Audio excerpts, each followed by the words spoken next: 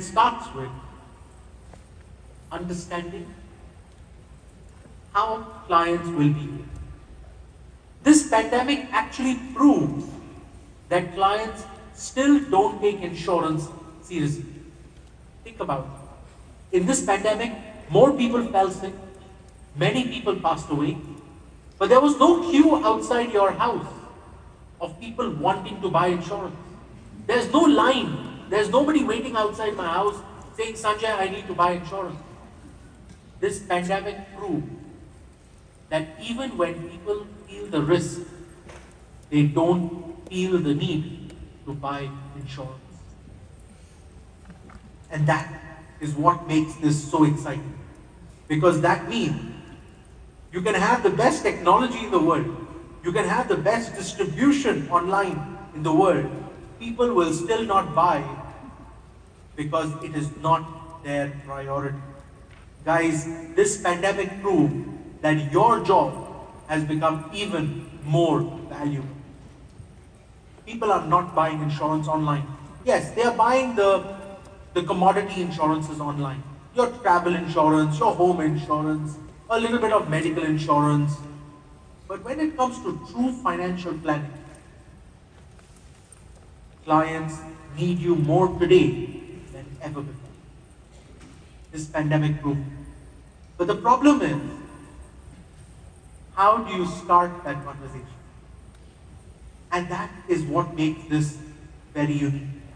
That each one of you needs to know how to start the conversation and convert that conversation into a sale. So it always comes down to, why should I work with you? What do you offer? And why do I need to buy insurance? Or why do I even need to do financial planning? So let's start with the most basic thing. Understanding the why more than the what. What product I should buy is not important. Why I should buy it is more important. When people talk about affordability, when they say, Sanjay, I can't afford to buy it, or Sanjay, I don't feel I need to be spending this money to buy it, it is because the why is not strong. Why do you need to buy it has to be more important than what they buy, who they buy it from, where they buy it from, and how they buy it. The why is more important than all the other questions. And as soon as you understand that, you will be able to control the conversation with your client.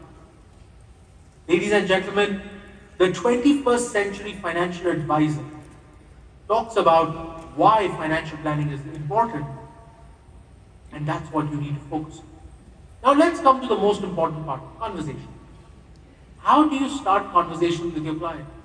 Think about it. When you start speaking to your client, how do you start that conversation? Do you usually start it with, hi, how are you? And that's most of us what we do, right? We start a conversation with, hi, how are you? And then they give you a reply. They will either say, I'm fine, or they will say, I am not fine. Now in both the scenarios, how does that change what your next conversation will be? If they say, I am fine, well, that is the biggest lie in the world, right? There was a saying that the two biggest lies in the world is, number one, when someone asks you how you are, you say, I am fine. And the second biggest lie in the world is, when someone asks you, have you read the terms and conditions? You say, I have. The two biggest lies in the world. And that's the reality. You see, our clients don't tell us the whole truth because they don't like to feel vulnerable. They don't feel like they should be insecure. Internally, they might feel it. And that's why it becomes very important to know how to start a conversation. Now, I know some of you are saying, but Sanjay, how has that changed my business? It hasn't. And that's what I want you all to understand. There's a lot that has changed, but there's so much that has not changed. So a lot of people tell me, Sanjay, what is the change? I said, forget about the change. Let's first take an account what has not changed. What has not changed? People still don't want to buy insurance. What has not changed? Pandemic or no pandemic, people are still going to die. What has not changed? Pandemic or no pandemic, people will still fall sick. What has not changed? Pandemic or no pandemic, children still have to go to school. What has not changed? Pandemic or no pandemic, people still want to retire. So what has changed? If you think about it, guys, literally nothing has changed. Last year when the pandemic started, it was in the month of February that I came home and I realized I don't think I will be traveling anytime soon. Now, it's been more than 1 year and I have not left my house. I know some of you have already started leaving the house, but that doesn't change the process of financial planning. Whether I speak to you on the phone, whether I speak to you on a video call, or whether I speak to you when I sit down with you, my process doesn't change. It always starts with why you need to buy life insurance. And that is what I call a conversation starter or a concept presentation. So it starts with a conversation. It's not about, hi, how are you? A conversation can start in two ways. You can either start a conversation with a question, and that's what most of us do. We started with, hi, how are you? But instead of asking that question, why don't you ask a more fun question? Something that they can relate to, something they can enjoy answering, something that will make them feel this is different. Think about it. So you can either start a conversation with a question, or you can start the conversation with a story. Story like a case study or an example. I'll give you an example.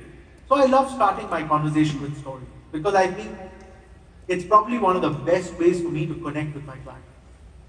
And the way I start my conversation is, Mr. Client, I was just looking in my garden and I noticed there's a beautiful tree, but that tree is strong because the roots are strong. If I cut the top of the tree, but I don't cut the roots, the tree will grow back. And I was just thinking, but if I cut the roots, the tallest tree will just fall down. And that's when I realized that all of us can see the tree, but we don't realize the real power of the tree is in the roots. Mr. Client, that's exactly what happens with our money. You see, we look at our assets. Our assets are all the trees we have around us. Those are our assets. But what makes our assets good is the income. If the asset gets cut, if the value of the asset drops, as long as there's income in the asset, the tree will grow back. So it's always been about income, not assets. But if you think about financial planning, this is what everyone tells us. It's about asset accumulation, asset preservation, asset distribution. When in reality, it's about income accumulation, making sure you have more and more income. It's about income preservation and income protection. And it's about income distribution. What do you want to give your children? Think about it. Do you want to give them assets or do you want to give them income? Think about it. And a lot of people don't realize it. But it's not about assets, it is about income. We all suffer from the lack of enough income. Don't we all wish we had a little bit more income? And that is the key to financial planning. Focusing on income rather than assets. Making sure you have more and more income. Now, when you speak in the financial world, you speak to bankers and you speak to asset managers, they will always be focused on assets. Because all their products are about asset accumulation, asset preservation, and asset distribution. We are the only profession in the world, think about it, we are the only profession in the world that talks about income accumulation. So making sure you've got more and more income. Income protection. Life insurance is the only product in the world that protects your future income. There is no product in the world that protects your future income except life insurance. Think about this now. There is no product in the world that does what insurance does. Insurance protects your future income. The money that you haven't earned, the money that you will earn in the future is protected by life insurance. There is no product in the world that guarantees your future income to your family in case you pass away or in case you fall sick. And that is the key to our business. It always starts with why you need to buy life insurance and a simple concept, which I call the tree and root presentation, starts that conversation. Ladies and gentlemen, if you get one thing away from today's session, I want you to understand the way you start your conversation, whether it is face-to-face, whether it is on a video call, whether it is on the phone call, will affect your closing ratio. And that is the key to sales, is understanding how to start the conversation, how to control the conversation, and how to take the conversation in the right direction. So, starts with a concept. Once you share a concept, your client will give you objections. If your client doesn't give you objections, you should give some objections to the client. Think about it. It's a beautiful conversation.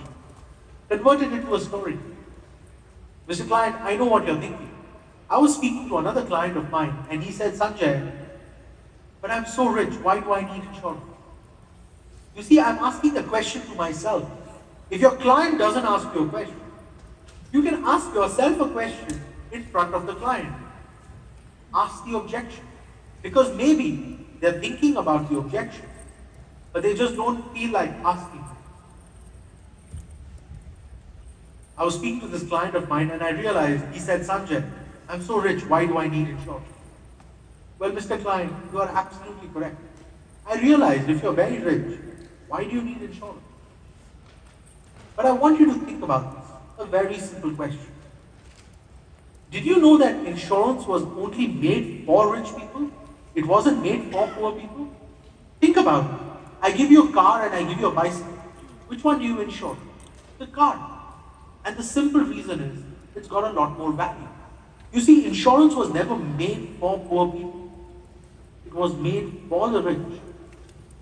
If you go back to the history of insurance, insurance started as a way to protect the rich people from losing all their wealth. Mr. Client, if you have nothing to lose, I have nothing to insure.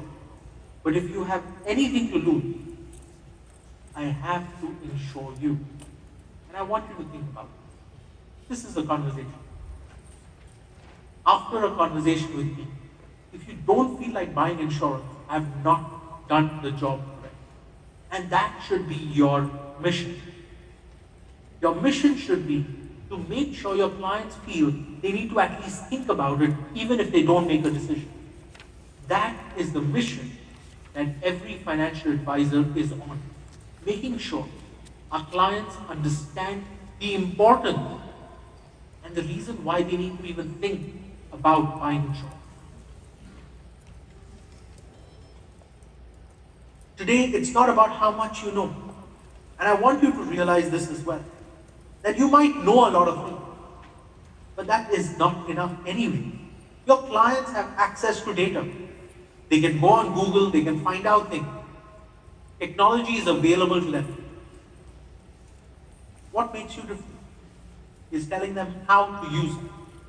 You see, majority of clients don't know how to use life insurance. Majority of clients don't know how to use critical illness insurance or income protection insurance or disability insurance. They don't know how to use it. Because they always ask me, Sanjay, what do I use the life insurance for? How long do I buy it for? Why should I buy it for whole life? Why should I buy it for term? Why should I buy if it's so cheap? Why should I buy if it's so expensive? These are the whys that you need to answer for your client. It's about how you become an advisor. Everyone talks about using technology, using social media. Guys, let me get one thing very clear to you. I'm very active on social media, but I realize I don't get clients from social media. A lot of people tell me, Sanjay, use social media for prospecting. Let me be very transparent with each one of you.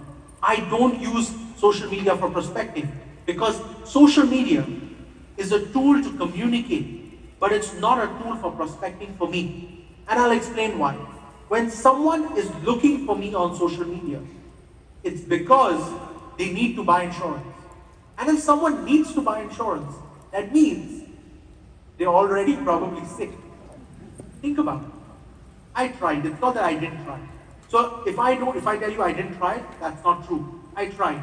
But all the people I got from social media, the lead quality was so bad because the people who were looking to buy insurance were already sick. Now we all know that we have 4 competitors in this business: death, old age, disability, and illness. If any 4 of these reach our clients before us, we cannot do much. Death, old age, disability, and illness. The second reason why a lot of people on social media are looking for insurance is because they're looking for comparison. They're not looking for an advisor. They're looking for a cheaper deal. I'm not here to say I'm the cheapest, but I want you to think about this. If they don't value my advice, it's not about the price anyway. At the end of the day, the question is, why should a client work with you? Are you the cheapest? Are you the most easy product to buy? That's not how it is. And that's what I need you to realize. That when you use social media is not about sales. It's about brand. It's about how people find out about it. If they want to know about you, they should be able to find some details about it. But it's not about it's about how much time do you spend doing these digital technologies. There's a big difference between being online and selling online. I am online, but I don't sell online. And there's a big difference between the two. And every time I sit down with some of these trainers or coaches, they only talk about selling online. There's a big difference between being online and selling online. Ladies and gentlemen, please identify that difference for yourself. Being online is important, but selling online is not important. It's not everyone's strategy. You need to have the right team in place. You need to be spending money on marketing or what? Think about it. Till today, I haven't left my house. I know you have already started moving around, but I have not left my house. And I've been spending my time every day focusing on my business, speaking to the clients that actually need my assistance. Because I realize every single person is scared today. And they're scared about what will happen. They're scared about the future. They're scared about things not going back to normal. They are scared about it. And they need an advisor today. The question is, are you that advisor? Remember the process. It starts with a concept. You go on to handling their objection. And once you have handled their objection, help them in making a decision by asking for the signature. A lot of advisors ask me, they're like, Sanjay, how do you close with your clients? Let me tell you how I close. The strategy is very simple. The best way to close is to tell your clients what the next step is. For example, if you are my client, I would tell you, well, the next step is I need to start doing the paperwork. I need to start filling up the forms, and I need your signature. Do you have any questions? At that point, if they have questions, it is an objection that you have to handle. If they don't have questions, you move to the next step. The most common one that I would get at this point is, Sanjay, I need to ask my wife or I need to ask my husband. Well, I understand that, Mr. I understand you want to ask your wife or your husband. But let me ask you a question. Do you think your spouse will tell you, don't protect the family? Do you think the spouse will tell you, let's not plan for the future? Mr. or Miss Client, let me tell you something. I'm only processing the paperwork for you to be able to know whether you can buy it or not. Whether you buy it or not, that's a completely different story. But I need to still do the paperwork. You have a good 14 to 21 days to think about it. I'm in no hurry. But I just want to make sure the paperwork is done. Because after you make the decision, if you tell me, Sanjay, I want to buy the insurance, and the insurance company says no, I will feel even worse. So let me get the paperwork done. No hurry, take your time. Ask whoever you like. Because matters of life and death, you should discuss. And if you need me to answer any questions for your spouse, for your husband or for your wife, let me know. I will be there to answer those for you. Being there for your client is going to be the biggest strength for you in the 21st century. Ladies and gentlemen, remember, the 21st century is not about sales, it's about advice. It's about how you give the best advice to your client. The better the quality of your advice, the more sales you will have. And that is the reality. If I leave you with one thought today, it is to leave you with the thought of what is going to be your strategy for the 21st century. 2021 is a very unique year. We already know about the pandemic. We already know that we cannot travel so much. We already know our clients cannot travel so much. We already know that businesses are looking more to working locally than globally. And this is the best time for you to spend with your clients, for them to identify what will be their strategy going forward. It's not about selling online, it's about being online. It's not about using technology, it's about using technology as a means to communicate. It's about communication. And the best way to communicate is go back to old school. Pick up the phone. I know a lot of advisors, a lot of my mentees, they keep asking me, Sanjay, do you have a script that I can send on a text message? Or do you have a script that I can send on an email to my client? Ladies and gentlemen, if clients purchase through text messages and emails, a computer would take over your job. The reality is, clients don't buy over text message and email. They buy because they speak to an advisor. So go back to the old school. Pick up the phone.